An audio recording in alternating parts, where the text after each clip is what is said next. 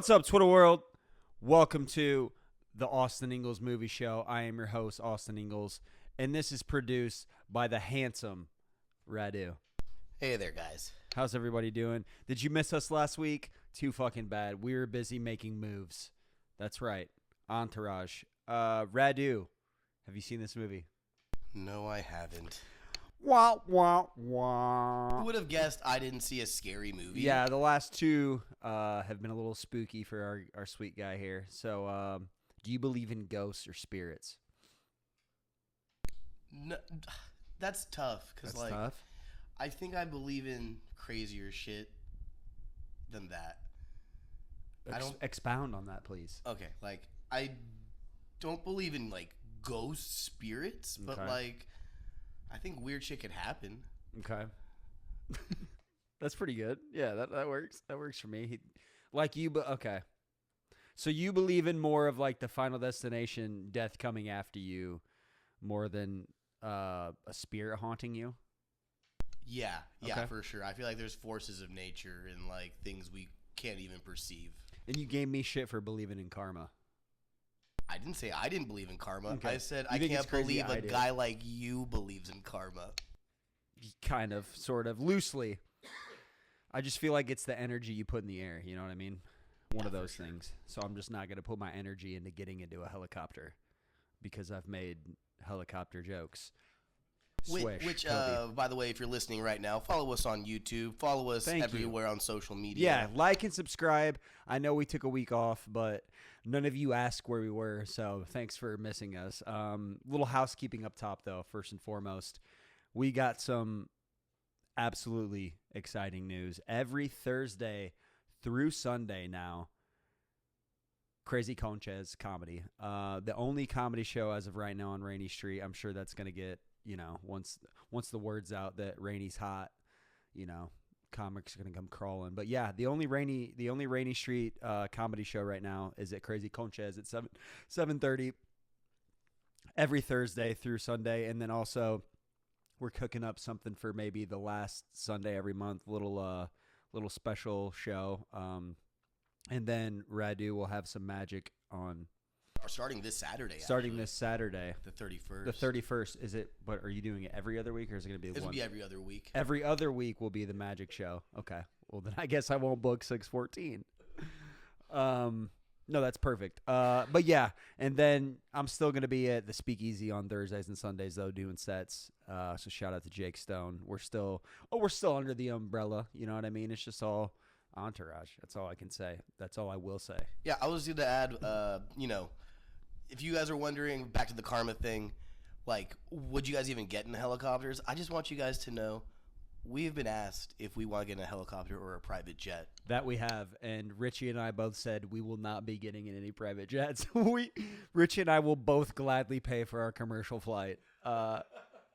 So that's cool. We'll be doing that. But you can find me along with, Thursday being at the Speakeasy. I'm going to be Speakeasy and Crazy Conscious May 29th. I'm going to be at Joke Folks at High ATX at 9 p.m. Sorry, a little tongue twister.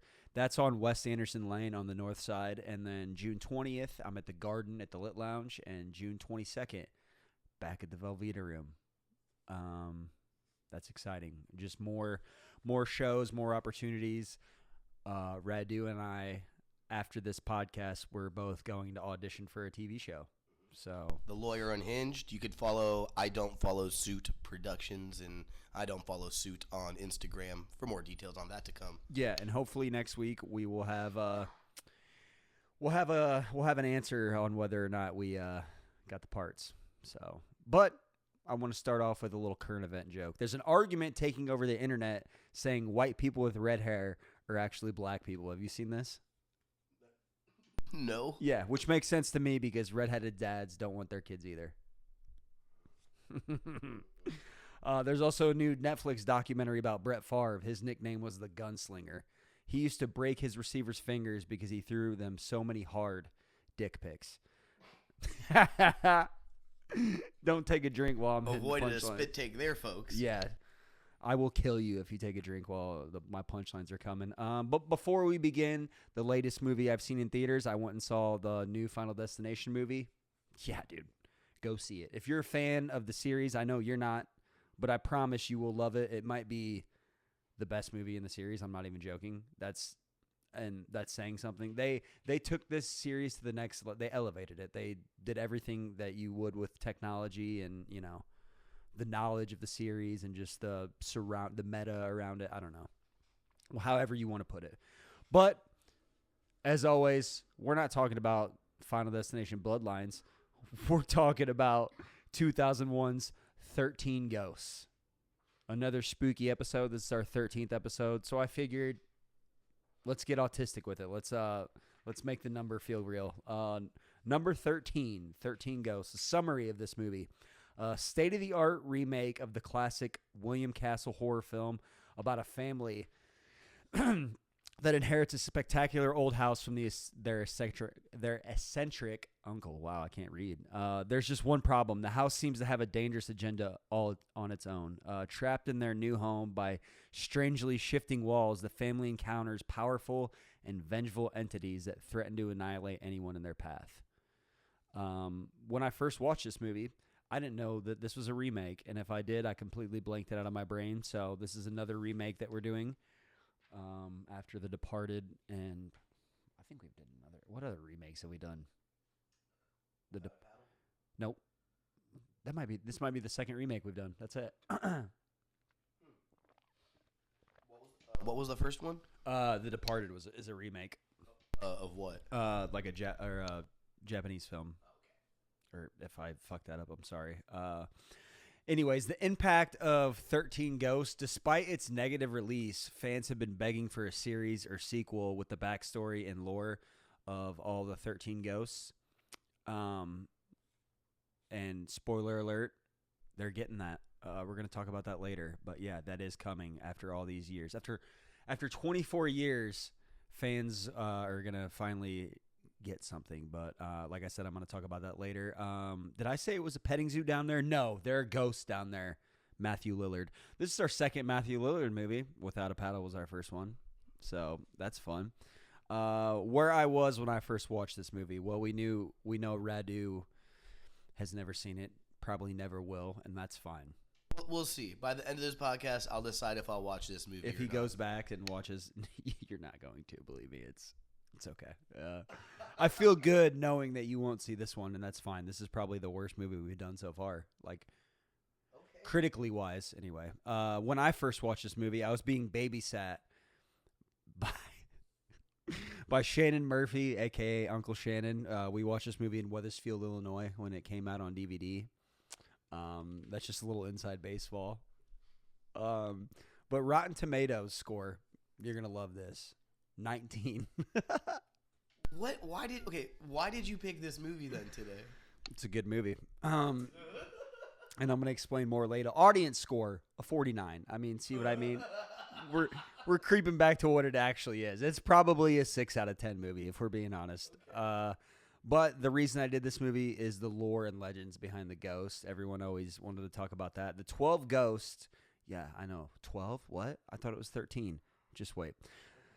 The 12 ghosts, which make up the fictional Black Zodiac, all have their own unique backstory. Although these stories were not described in the film, on the DVD, the production and makeup teams explain their guidelines. All the ghosts were contained in glass prisons. Dennis's psychic abilities and Cyrus's resources are used to catch them. At the end of the movie, Cyrus obviously narrates each ghost's backstory, the firstborn son, and then number 2, the torso. I was going to go through all the fucking lore of these, but look at that, dude. Do we want to do that? What are we in? Yeah, fuck it, I'll do it. The firstborn son, he's the ghost of Billy Michaels, a boy who was a fan of cowboy films. One day, a neighbor found a real steel arrow in his parents' closet. He challenged Billy to a duel with Billy only using a toy gun. However, that was no match to the real arrow, and he died when the neighbor shot him in the back of the head. In death, Billy is in his cowboy suit holding a tomahawk with the arrow still protruding out of his head.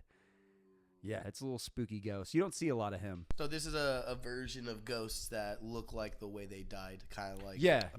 Yeah, all of them are like fucking freaky looking, and it gets scarier as it goes. The torso.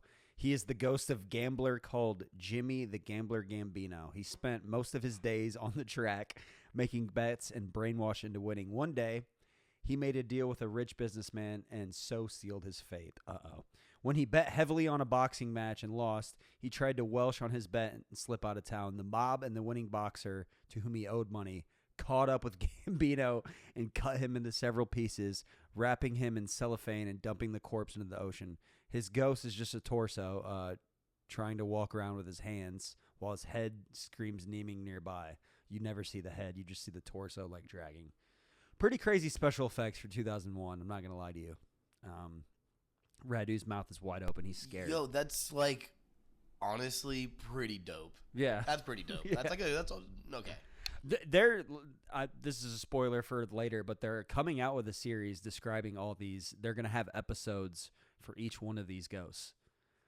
So that's a great way, instead of like doing a commercial for something, like just expanding the lore and the legends to like get people back to re-involved to go watch the original and get that viewership back up. Exactly. That's what the new Final Destination did with this whole franchise. Everyone's going back and watching them, and without having to like change stuff, you're just going deeper into what exists. exactly. Like that's you're not really fucking with the original. Yeah. Love that. See, there's a reason I did this, bud. I turned him around. 15 minutes in. The Bound Woman. Uh-oh. She was a cheerleader named Susan LeGros.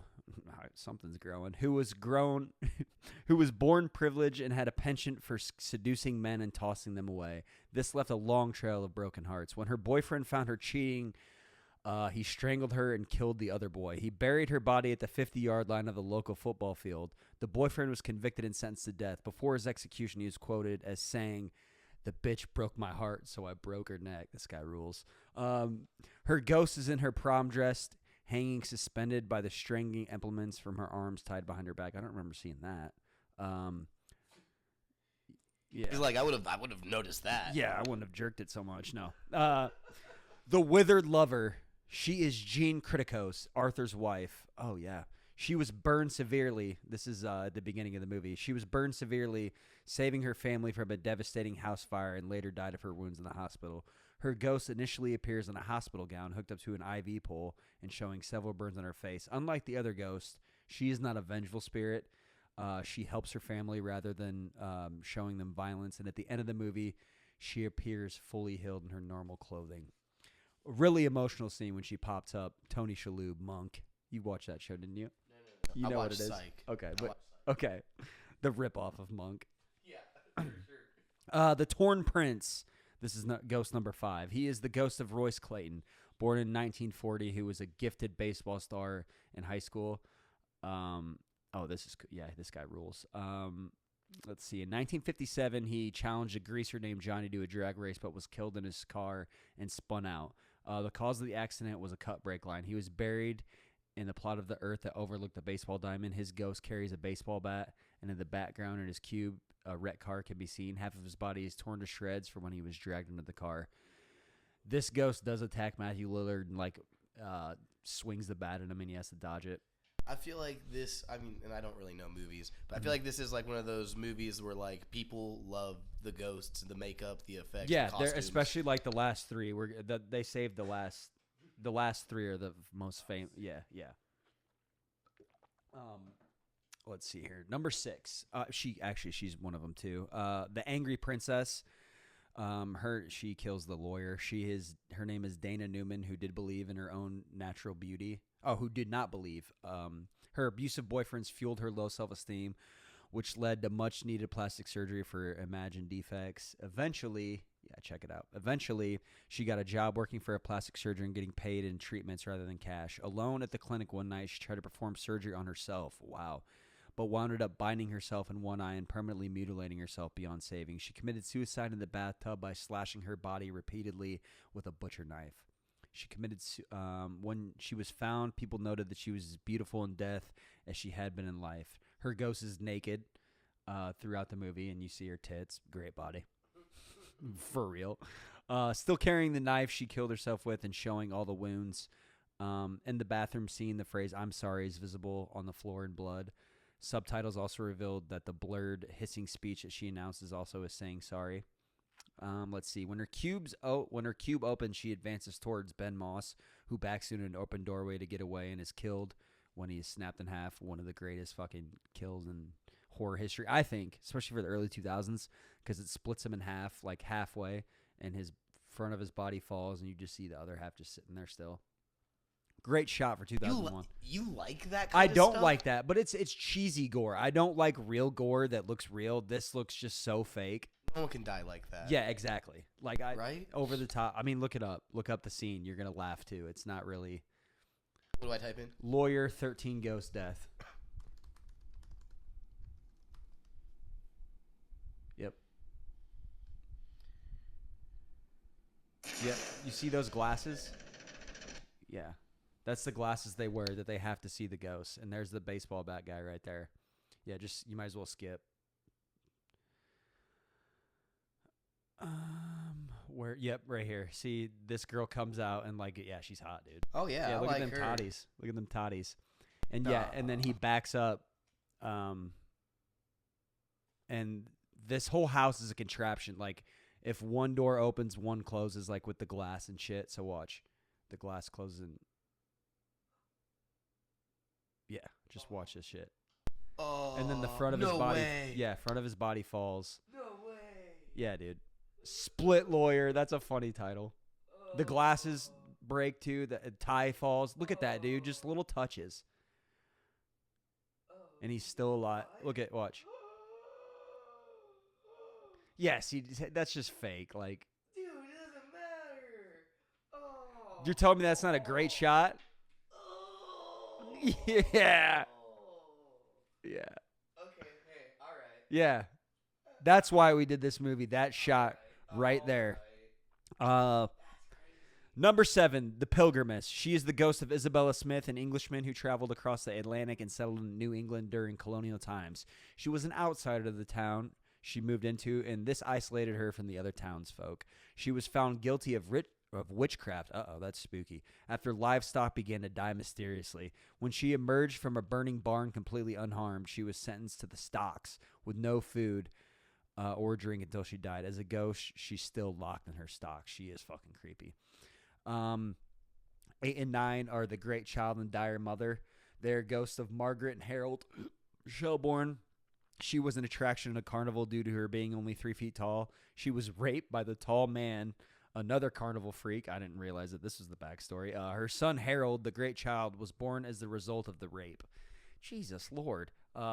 He eventually weighed over 300 pounds. That's really not that much. Harold Spoiled was raised as his mother's protector and kept a childlike mindset to the point where he wore diapers his entire life. Yeah, you see them like she's feeding him. Their ghosts are always together, and Harold still wields the axe and wears a bib stained with food that his mother was spoon-fed to him. An alternate version of the story is told in the DVD commentary. It is said that their deaths were caused by the Great Child rolling over onto the dire mother while asleep, thus suffocating her, then starving him to death. Okay, now we're getting number 10, 11, and 12, the ghosts. These are the cream of the crop. You can look them up as I go if you want. The Hammer. Yeah, dude. Yeah.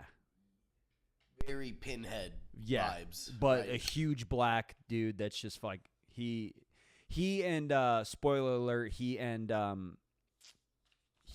the Juggernaut who kill Matthew Lillard's character. He sacrifices himself to save Arthur, but yeah. The Hammer. He is the ghost of an African-American blacksmith, George Markley, who lived in a town in the 1890s. He was wrongfully accused of stealing by a white man from his town, and when threatened with exile, refused to leave town. A gang led by his... That's so funny. A gang led by his accuser hung his wife and children and burned their bodies. In revenge, George used a sledgehammer to beat the culprits to death. He was then subject to a cruel form of frontier justice by the townsfolk, being chained to a tree and executed by having railroad spikes driven into his body with his own sledgehammer. Oh my God. No wonder he's such a vengeful ghost. As a final touch, they cut off his hand and attached the sledgehammer, handle and all, to the hand that was cut off. His ghost is seen with the railroad spikes protruding from his body and a sledgehammer for a left hand. Wow. You know, I'm getting like, you know, I watch a lot of anime and stuff, right? Mhm. And that's all based on like Japanese yokai myth folklore. Mm-hmm. I'm starting to kind of see there's a kind of like this is like an American version of that in a lot of ways. This is like a vengeful ghost that looks like how it died. Like, Yeah. it's pretty cool actually. So you, I'm a fan of this. You don't regret me doing this movie now. Zero regrets so Thank far. you. Don't even need the whole I podcast. knew I would win you over, dude. It's a good fucking movie. It's okay, here we go. The Jackal. If you want to look up The Jackal, you're going to get a little spooky. Yep, 13 ghosts. Yeah. Yeah. As Matthew Lillard says, his character says, the Charlie Manson of Ghost. The Jackal is out, screw the kid. If the Jackal is out, screw the kid. He is the ghost of Ryan Kuhn, who was born in 1887 to a prostitute. Ryan had an insatiable lust for women, rape, and murdering prostitutes. God, they really throw that R word around in this. Wanting to be cured, he committed himself to Borehamwood Asylum, but after attacking a nurse, he was put in a straitjacket and thrown in a padded room. After years of his imprisonment, he went completely insane, scratching at the walls so violently that his fingernails were torn completely off. The doctors kept him permanently bound in a straitjacket, tying it tighter and tighter when he acted out, causing his limbs to contort horribly.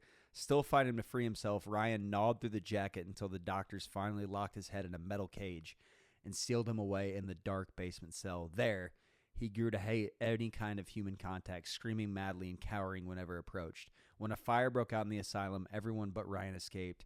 He chose to stay behind and face the fire. As a ghost, his arms are free from the jacket and the bars of his cage are ripped outwards, showing that he may have escaped his bindings again sometime before the fire started.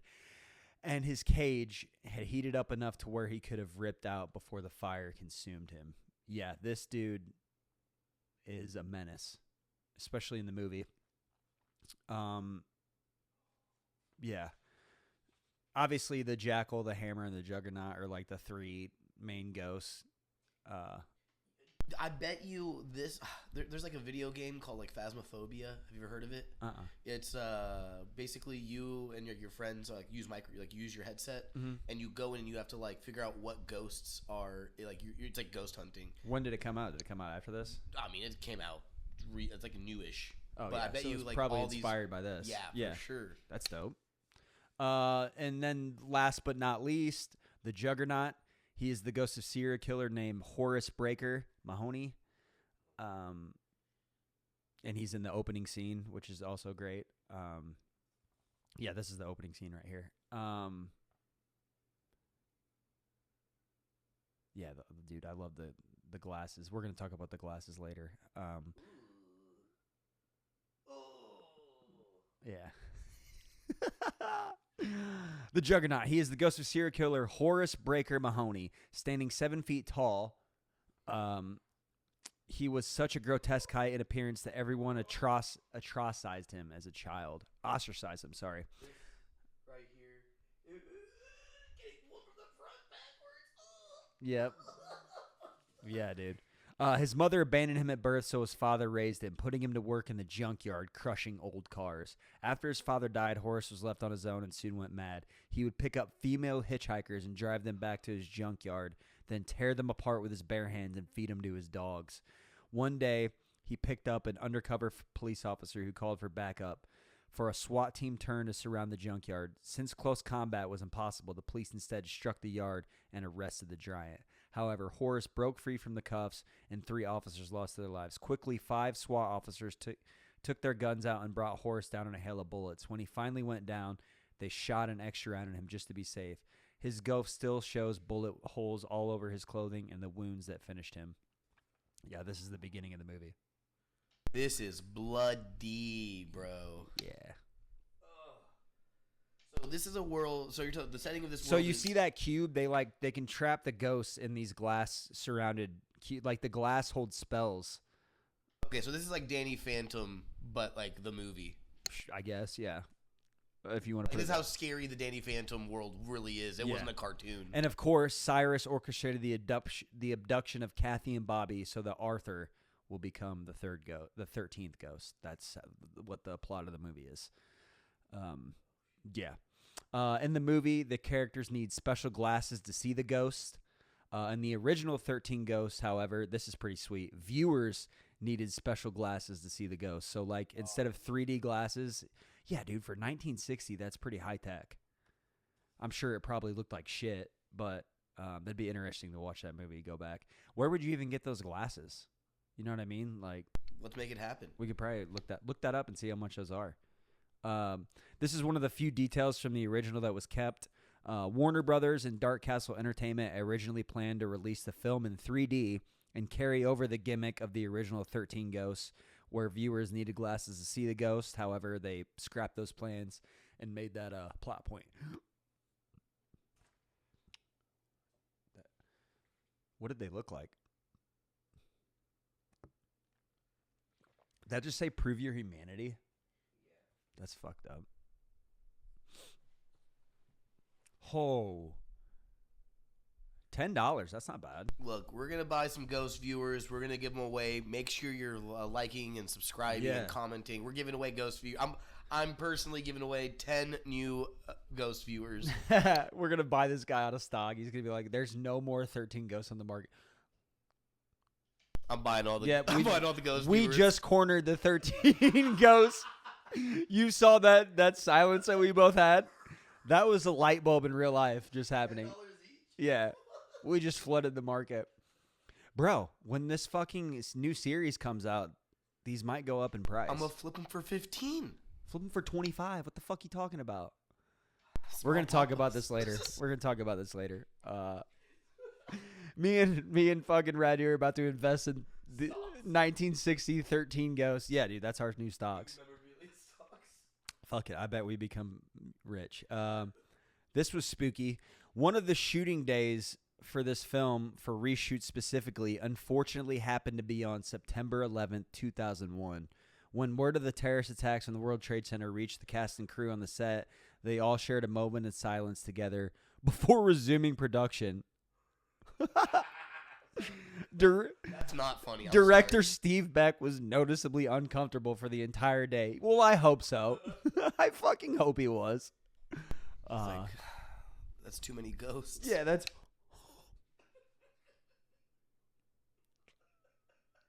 I've been hanging out with you too much. Yeah, dude. you've been hanging around the kid for a lot. All right. Is this reboot proof? No. This movie was made to be rebooted or turned into a series, which it is, folks. A 13 Ghost series is in development, as the 2001 movie has now become a fan favorite in the horror sphere after all these years, despite having such a low performance when debuting in theaters. As per Bloody Disgusting, Dark Castle Entertainment sees this horror classic as the crown jewel, as one of their crown jewels, and as a property that is long overdue for a resurrection. Yeah, dude, I can remember, like, being in high school and them talking about this series coming out, like, for the 13 Ghosts. As per Dead Central, the series would consist of 13 episodes, with each ghost getting their own very episode, allowing audiences to explore the lore in a style unique to the ghost itself. The project has been in works for years and has faced hurdles such as the WGA and SAG-AFTRA strikes. So we could have had this a couple years ago if it wasn't for the writers' strikes. What are we at right now for time? Like 25 minutes or something? 28. I knew it. Perfect. We are cooking right along. I love this. You know what I love, folks? That I just turned this man around. He's going to end up watching this movie.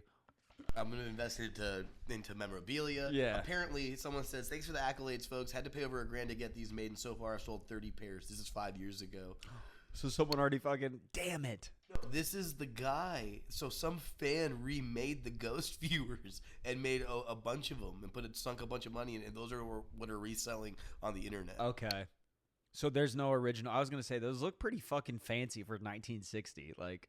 You were playing the long game on this one, but I seriously is such a great... we're going to deep dive this on the Patreon, folks. Yeah, we're going to go into this. This is crazy. No, but 13 but Ghosts, 13 Ghosts so far, bro. this I think I love this movie. I see what it. Yeah, why I Yeah. picked it and Yeah. why it's such a cult classic. This, spoiler alert, is absolutely a cult classic. It was panned by critics when it came out, and then it took on a life of its own. The glasses, I think, were such a sick touch in the movie, and the fact that in the original that the viewers had to wear the glasses to see the ghosts. It's a cool trope, sick horror trope. That's one of my likes, actually. That's the number one like, is the glasses. What you checking up? I'm just seeing. What they are on Amazon? Prove your humanity. I'm trying to see what the blue. Damn. What? Look at the pull that up. This? Yeah. Yeah, I might have to buy that. I have this on DVD. This is the collector's edition. Yeah, I'm buying that. I have it on DVD, just the regular Joe Schmo one, but that's sick as fuck. Look at go to the DVD. The one I shared. Yep, that's classic. That's a classic cover, dude. One of our cooks has that as a shirt. Or did we fire that guy? He quit. He quit? Okay. He quit. R.I.P. Anyway, more likes. I just said the glasses. I think that's the reason this movie has held the test of time, besides the ghosts or the glasses and the lore behind them. And then Matthew Lillard, he was on top of the world in the early 2000s, folks. We're talking this movie. We're talking Scooby-Doo. You couldn't go anywhere without seeing Matthew Lillard. In the late 90s, early 2000s, horror movies, they just hold a special place in my heart, obviously. We've just done back-to-back horror movies from the early 2000s. And we're going to do a spooky season in October. I can tell you that. Every episode, just spoiler alert ahead for a couple months, every movie in October is going to be a horror movie. And then I think at the end of October, I'm going to rank either Halloween movies or Scream. I'm going to rank the franchise. We're going to do a tier list? We're going to do a tier list That's tight. just for a little special treat. And another, I feel like the special effects kind of hold up for this movie. Radu just watched the lawyer dying scene. What did you think? That held up, right? Like that. It gave me just as much. It was shocking. Yeah. Okay. Yeah, I love cool. that. Yeah. And this movie is a quick, fast-paced 90-minute movie. I think there's something to be said about nice, 90-minute horror movies. Let's see here. Some dislikes. The acting is a little cheesy in some spots. Some of the dialogue. And although his death is heroic, it bums me out that Matthew Lillard dies in this movie, even though he's turned to a ghost and you later see that he, helps him out. So, what are you checking out? The old one? The original? Oh, it's the original 13 Frightened Girls. No. What the fuck is that? No, the original is 13 Ghosts. Is that a different movie? This was on something that said it was like a 2-film from the Master of Fright. It's another one of his movies. Oh, it's a double feature. 13 Ghosts, 13. Damn, William Castle liked the movie, or liked the number 13. Yeah, this might be interesting. Huh. Okay. All right. We are going to do 5 fun facts from IMDb. We're almost near the end. What do I got going on here? Sorry. Anyway. Number 1, this is Steve Beck's directorial debut. After this film, Beck would only direct one more movie, the similarly themed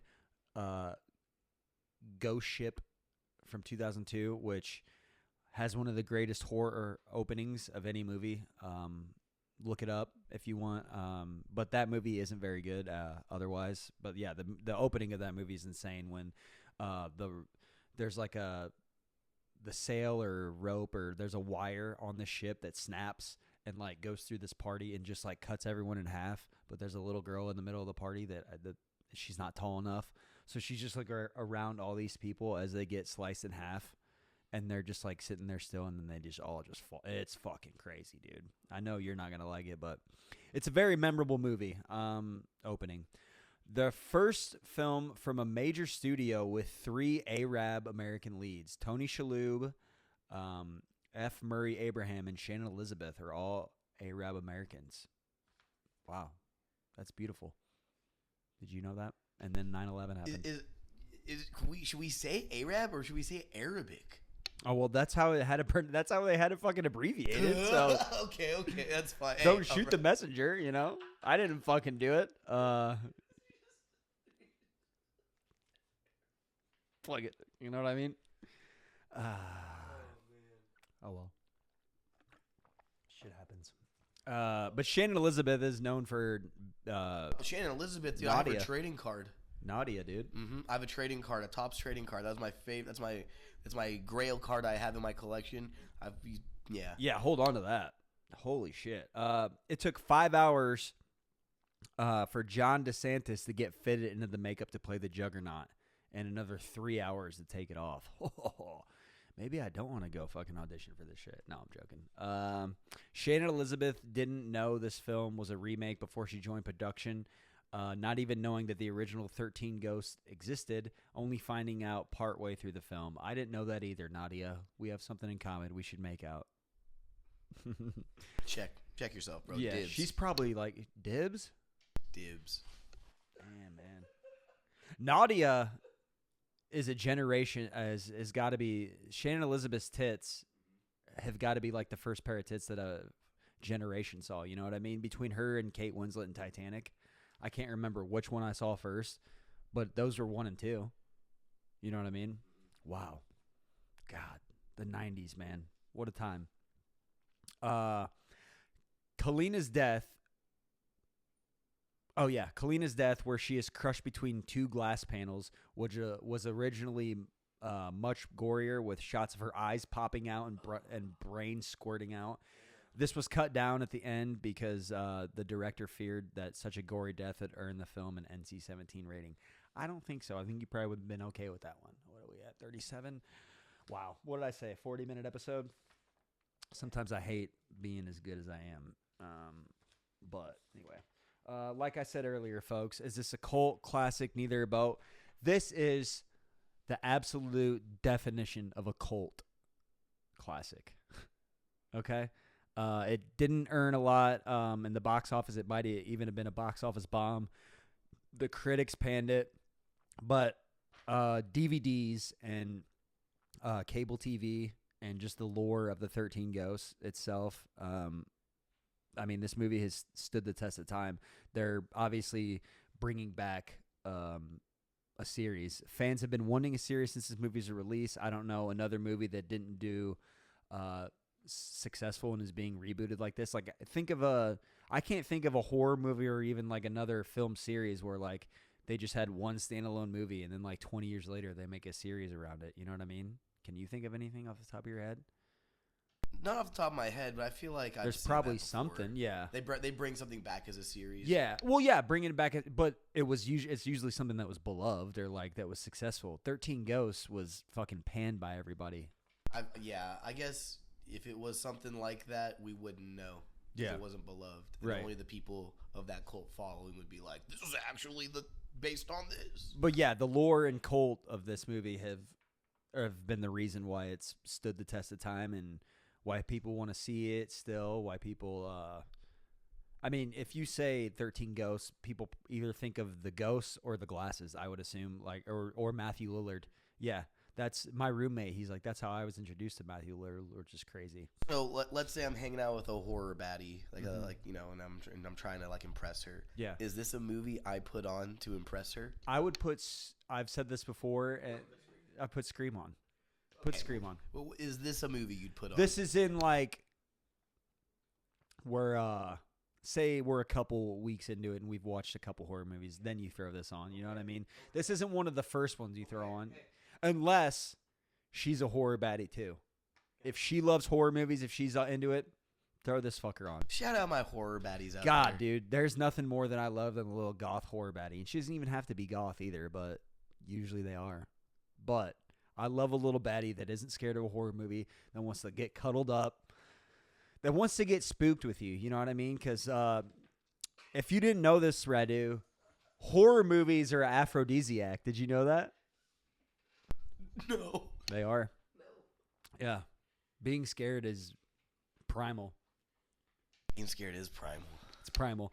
I got one question for you before we wrap this up. Did you have a scooter as a kid? Were you a scooter kid? I was a scooter kid. Yeah. The kid in this has a scooter that he I feel like this movie, like, 2001, that was like prime scooter years. Do you remember that? Like, we were like 8 or 9 and scooters had just had their, you know what I mean? Yeah, I had a Mojo. I had the one with the red handlebars. It wasn't a Razor. How about taking a scooter to the shin? How does that feel? I mean, I used to do it as a bit. Yeah. I used to do it as a bit, dude. I was a weird kid. You're a baddie. Thanks, bro. Anyway, you guys like and subscribe to this. We have absolutely just a ton of content and news and stuff coming your way. A lot of shows. Hopefully we we're gonna keep doing this once a week, but we're busy fucks. I mean, what do you want from us? What can you expect? JD lives 15 hours away. Thank you. I didn't have to say it. He did. JD is gonna be supposedly on Catch Me If You Can, but ironically, That's the next one. yeah, Catch Me If You Can, then Little Nicky. Yeah. So go back in time and enjoy both of those. Are we gonna do modern movies? Probably not. What? No, I'm joking. We will. But yeah, like and subscribe. Thank you guys. Next week will be Catch Me If You Can with JD, if we can catch him. That's what's funny. It's like he's Carl and I'm Frank, or the other way around. He's Frank, I'm Carl. But thank you guys. Appreciate you.